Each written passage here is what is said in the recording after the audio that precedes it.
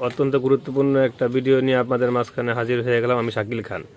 আর আপনারা জানেন যে আমাদের বাংলাদেশে ড্রাগন মাছ এবং অনেক জায়গায় বলে টাইগার মাছ, এই মাছটা এবং আবার অনেক জায়গায় বলে রাক্ষসে মাছ। এই মাছটা আমাদের বাংলাদেশে প্রথম বুড়িগঙ্গাতে ধরা পড়ে। ঠিক আছে, এই মাছটা এতটাই ভয়ঙ্কর যে অন্য অন্য মাছগুলিকে এই মাছটা খেয়ে ফেলে। তো সেরকম একটি মাছ গ্রামের একটা জালের ভিতর ধরা পড়ছে। আপনারা দেখতে পাচ্ছেন যে এই মাছটা একজন কাটতেছে খাবারের জন্য। এই মাছটা কিন্তু প্রথমে যখন জেলেরা জালের ভিতরে ধরতো বা অন্য অন্য মাছের সাথে এই মাছটা উঠতো, তখন কিন্তু তারা মানে অবাক হইতো যে এটা কীরকম মাছ। ঠিক আছে, কারণ এই মাছ তো কখনো কেউ দেখে নাই। তো তারপরে এটা খাওয়া যেত না, অনেকে খাইতো না। পরে দেখা গেছে যখন যারা মাছ বিশেষজ্ঞ তারা বলল যে না, এই মাছ খাওয়া যায়, এই মাছ মোটামুটি খাবারের যোগ্য। ঠিক আছে, তো এখন মোটামুটি সবাই খায়। তো এখানে এই যে একজন জেলে তার জালের ভিতর এই মাছটা আটকা পড়ছে।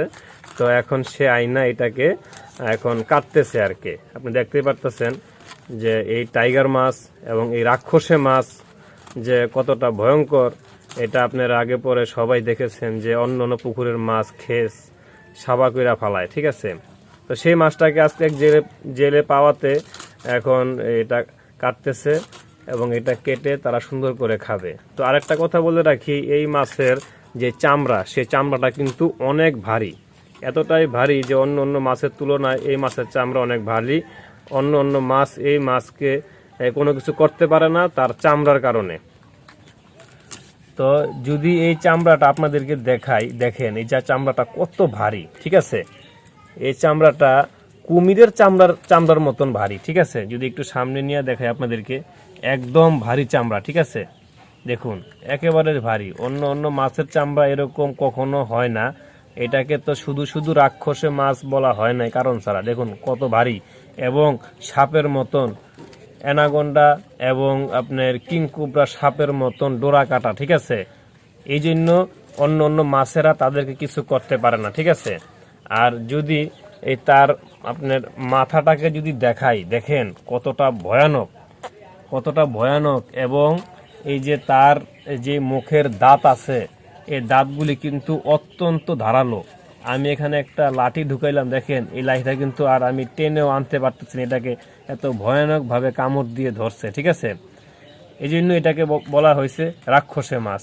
তো অনেকে এই মাথাটা খায় না, শুধু শরীরের কিছু অংশ নেয়। এখানে যে একজন মাছটা কাটলেন, উনি শুধু শরীরের অংশটা নিছে, কিন্তু তার মাথাটাকে আর নেয় নাই, কারণ মাথাটা খাওয়ার অনুপযোগী।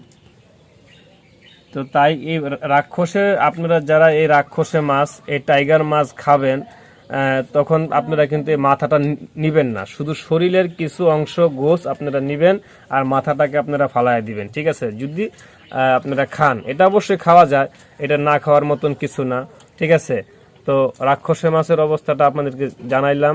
তো আজকে একটি রাক্ষসে মাছ এক জেলে এই কাটাতে, সেই কাটার ভিডিওটা আপনাদেরকে দেখাইলাম এবং রাক্ষসে মাছ কিরকম হয়ে থাকে এটা দেখাইলাম। যারা যারা দেখেন নাই, রাক্ষসে মাছটা অবশ্যই দেখে নেবেন। দেখেন মাথাটা ফালাই দিছে, তারপরও সে এখনো জীবিত আছে, তার মুখ এখনো লড়তেছে। ঠিক আছে, কারণ সে সবসময় অন্য অন্য মাছ খেয়ে তার মানে অভ্যস্ত হয়ে গেছে, এই জন্য তার মুখ এখনো 24 ঘন্টা মানে এরকম লড়তেই থাকে। ঠিক আছে, তো দেখলেন টাইগার মাছ কিভাবে কাটে এবং টাইগার মাছ কি